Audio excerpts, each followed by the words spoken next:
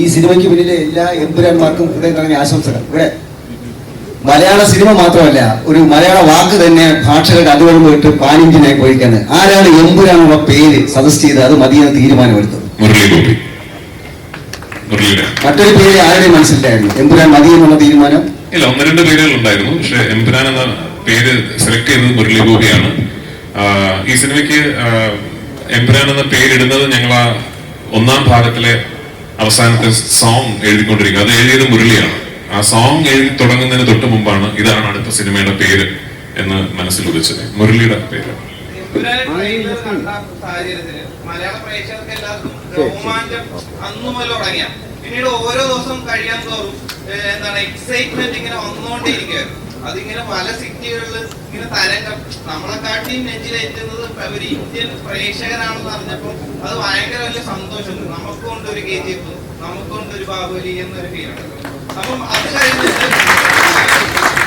കഴിഞ്ഞ് നമ്മളൊരു 7 വർഷം ബാക്കിലേക്ക് ചിന്തിച്ച് നോക്കിക്കഴിഞ്ഞാൽ ലൂസിഫർ ഈ മഞ്ജുജി ചേർത്ത് പറഞ്ഞ ലൂസിഫർ അനൗൺസ് ചെയ്യുന്ന സാഹചര്യത്തിൽ പൃഥ്വിരാജ് ലാലേട്ടനെ വെച്ച് ഒരു സിനിമ ചെയ്തു എന്ന് ഒരു ന്യൂസ്.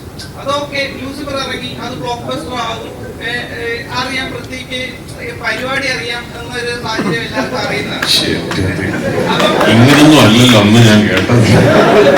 അപ്പം അത് കഴിഞ്ഞ് ഇത് ഫ്രാഞ്ചൈസിയാണ്. ഇപ്പൊ നേരത്തെ ലാലേട്ടൻ പറഞ്ഞ പോലെ ഇതൊക്കെ ഒരു ന്യൂകമർ ഡയറക്ടറിന് എന്ത് ധൈര്യത്തിലാണ് ഈ ഒരു ന്യൂകമർ ഡയറക്ടർ ഇത്രയും 3 സിനിമകളുമായിട്ട് വലിയൊരു സ്വപ്നമായിട്ട് ഇറങ്ങിയത്?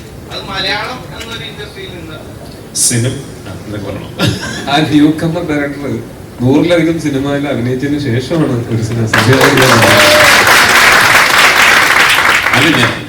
ഞാൻ സിനിമ സംവിധാനം ചെയ്യുന്ന കാര്യത്തിൽ മാത്രമല്ല, ഞാൻ ഒരു പബ്ലിക് സ്ഫിയറിലേക്ക് വന്ന സമയം മുതൽ, എനിക്കൊരു 18 വയസ്സുള്ളപ്പോഴാണല്ലോ ഞാൻ നടനാവുന്നത്. അന്ന് മുതൽ ഞാൻ ചെയ്യുന്ന പല കാര്യങ്ങൾക്കും നിങ്ങളൊക്കെ എന്ത് ധൈര്യത്തിലാണ് എന്നാണ് ചോദിച്ചോണ്ടിരുന്നത് ആക്ച്വലി.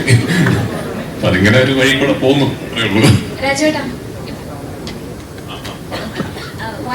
വൈറൽ വീഡിയോയെ പറ്റി സംസാരിക്കുമ്പോൾ ഇവരൊരു ചിരിയോട് കൂടി പറയുന്നു, ഞാൻ ഇതുവരെ സക്സസിൽ എത്തിയിട്ടില്ല, ഞാൻ കണ്ട ഡ്രീമിലേക്ക് എത്തിയിട്ടില്ല എന്ന് പറയുന്നു.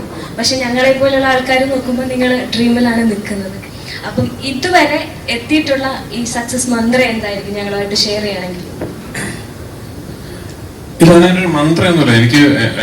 എനിക്ക് ഭയങ്കരമായിട്ട് ലൈഫിൽ ഒരുപാട് വലിയ ആഗ്രഹങ്ങളുള്ള ആളാണ് ഞാൻ. ഭയങ്കര വലിയ സ്വപ്നങ്ങൾ കാണുന്ന ഒരാളാണ്.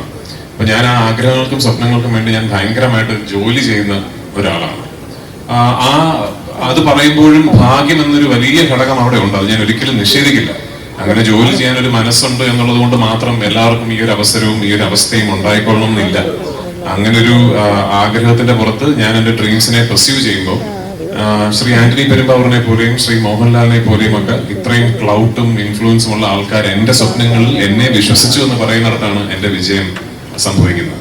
ആ ഭാഗ്യം വലിയ സ്വപ്നങ്ങൾ കാണുന്ന എല്ലാവർക്കും ഉണ്ടാകട്ടെ എന്ന് മാത്രമേ ഞാൻ ആശംസിക്കുന്നുള്ളൂ. അതാണ് ഞാൻ നേരത്തെ പറഞ്ഞ എല്ലാവർക്കും ഒരു ആന്റണി പെരുമ്പാവൂറും ഒരു മോഹൻലാലും ഒക്കെ ഉണ്ടാകട്ടെ എന്ന് ഞാൻ പറയുന്നത്. കാരണം you need people around you to believe in your dreams. And most importantly ഞാൻ എപ്പോഴും പറയാൻ മറന്നു പോകുന്നൊരു കാര്യമുണ്ട്. എന്റെ വീട്ടില് ഭാര്യയും മോളും ഉണ്ട്. മറ്റാരേക്കാളും എന്റെ സ്വപ്നങ്ങളിലും എന്നിലും ബിലീവ് ചെയ്യുന്നത് എന്റെ വൈഫും എന്റെ മോളുമാണ്. എന്റെ അമ്മ എന്നെ വളർത്തിയത് ബിലീവ് ഇൻ യുവർ ഡ്രീംസ് എന്ന് പറഞ്ഞാണ്. എന്റെ അച്ഛൻ എനിക്ക് പഠിപ്പിച്ചു തന്നത് സ്വപ്നങ്ങൾക്ക് അതിരില്ല എന്നുള്ളതാണ്. അപ്പൊ അത് may be I M blessed with great childhood. I M blessed with a very happy home.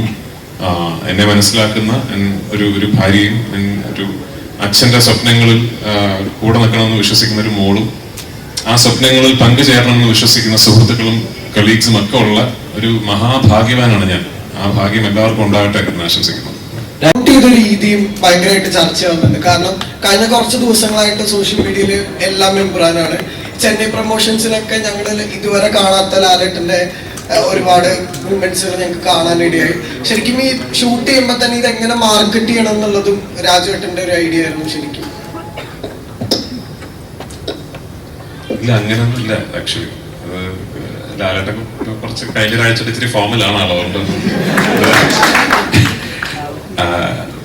അല്ല, നമ്മൾ ആക്ച്വലി ഇപ്പോ ഞാൻ പറഞ്ഞില്ലേ, സിനിമ എടുത്തു കഴിഞ്ഞ് ഞങ്ങളെല്ലാം എന്റെ മനസ്സിലൊരു പെർഫെക്റ്റ് ഒരു പ്ലാൻ ഉണ്ടായിരുന്നു. അപ്പൊ ആ പ്ലാൻ ഞങ്ങൾക്ക് കൃത്യം ഒരു ഡേറ്റിന് എന്ത് സംഭവിക്കണം. ഇപ്പൊ ഞങ്ങളുടെ ഒരു ക്യാരക്ടർ ഇൻട്രോ ക്യാമ്പയിൻ ഒക്കെ ഉണ്ടായിരുന്നു. ഫെബ്രുവരി 26-നാണ് ക്യാരക്ടർ ഇൻട്രോ ക്യാമ്പയിൻ കഴിഞ്ഞത്. അപ്പൊ അന്ന് ഫെബ്രുവരി 26 കഴിഞ്ഞാൽ 27 എന്ത് സംഭവിക്കണം, 28 എന്ത് റിലീസ് ചെയ്യുന്നു, അങ്ങനെ കൃത്യം ഒരു പ്ലാൻ ഞങ്ങൾക്ക് ഉണ്ടായിരുന്നു. ആ പ്ലാനിന് വേണ്ട എല്ലാ ക്രിയേറ്റീവ്സും കാര്യങ്ങളും എല്ലാം റെഡിയാക്കി അങ്ങനെ ഞാൻ അങ്ങനെ സിനിമയെ സമീപിക്കുന്ന, അങ്ങനെ സിനിമ ചെയ്യുന്ന ഒരാളാണ്. ഞങ്ങൾക്കത് ചെയ്യാൻ കഴിഞ്ഞിരുന്നില്ല, പല കാര്യങ്ങൾ കൊണ്ടും ചെയ്യാൻ കഴിയാതെ വന്ന് പിന്നീട് കഴിഞ്ഞ ഒരാഴ്ചയായിട്ടാണ് ഞങ്ങൾക്ക് ഇതെല്ലാം ചെയ്യാൻ പറ്റും. ഇപ്പൊ ഞങ്ങൾ ഒരുപാട് കാര്യങ്ങൾ കംപ്രസ് ചെയ്ത് ചെറിയ സമയത്ത് ചെയ്യേണ്ട ഒരു അവസ്ഥയുണ്ടായിരുന്നു.